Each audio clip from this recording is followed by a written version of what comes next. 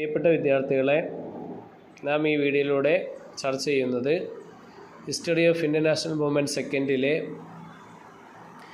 Block 5-ലെ Indian constitution and the idea of India, Indian ഭരണഘടനയും India എന്ന ആശയം എന്ന 3-ാമത്തെ യൂണിറ്റിനെ കുറിച്ചാണ്.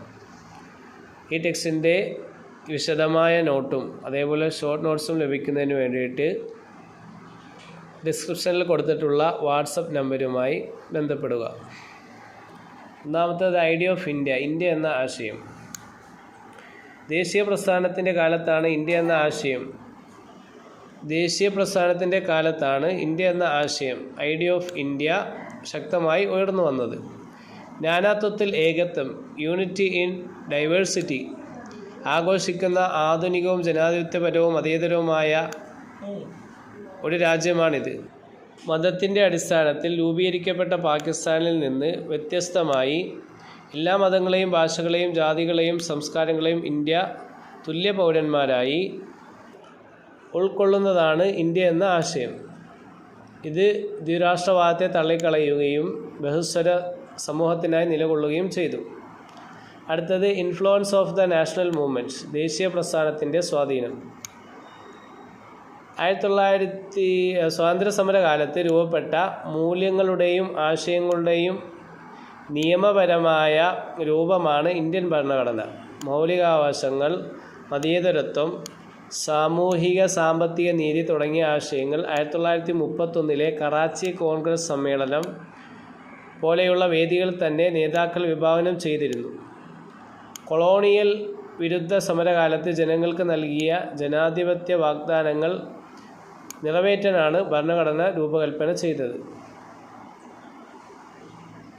അടുത്തത് യൂണിവേഴ്സൽ അഡൽട്ട് ഫ്രാഞ്ചൈസ്, സാർവത്രിക വോട്ടവകാശം. ഇന്ത്യ എന്ന ആശയം യാഥാർത്ഥ്യമാക്കുന്നതിൽ ഏറ്റവും ധീരമായ തീരുമാനങ്ങളിലൊന്നായിരുന്നു സാർവത്രിക വോട്ടവകാശം, യൂണിവേഴ്സൽ അഡൽട്ട് ഫ്രാഞ്ചൈസ്.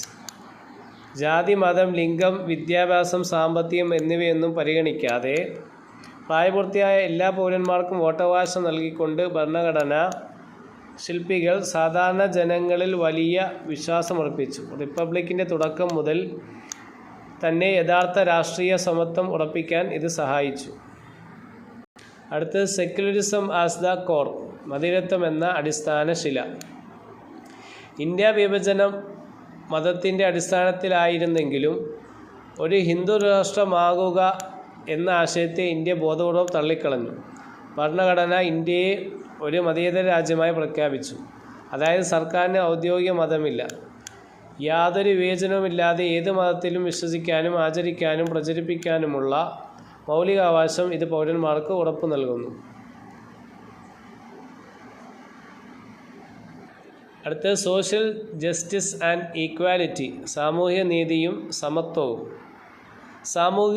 സാമൂഹിക നീതി അല്ലാതെ ഇന്ത്യ എന്ന ആശയം പൂർണ്ണമാകില്ല. ഭരണഘടന മനുഷ്യത്വരഹിതമായ തൊട്ടുകൂടായ്മ നിർത്തലാക്കുകയും ആർട്ടിക്കിൾ 17 പ്രകാരം അതൊരു ശിക്ഷാർഹമായ കുറ്റമായി പ്രഖ്യാപിക്കുകയും ചെയ്തു. എല്ലാവരും ഉൾക്കൊള്ളുന്ന ഇന്ത്യ ഉറപ്പാക്കാൻ ചരിത്രപരമായി പാർശ്വവൽക്കരിക്കപ്പെട്ട പട്ടികജാതി പട്ടികവർഗ വിഭാഗങ്ങളെ മുഖ്യധാരയിലേക്ക് കൊണ്ടുവരുന്നതിനായി വിദ്യാഭ്യാസത്തിലും തൊഴിലിലും സംവരണം ഏർപ്പെടുത്തുകയും ചെയ്തു.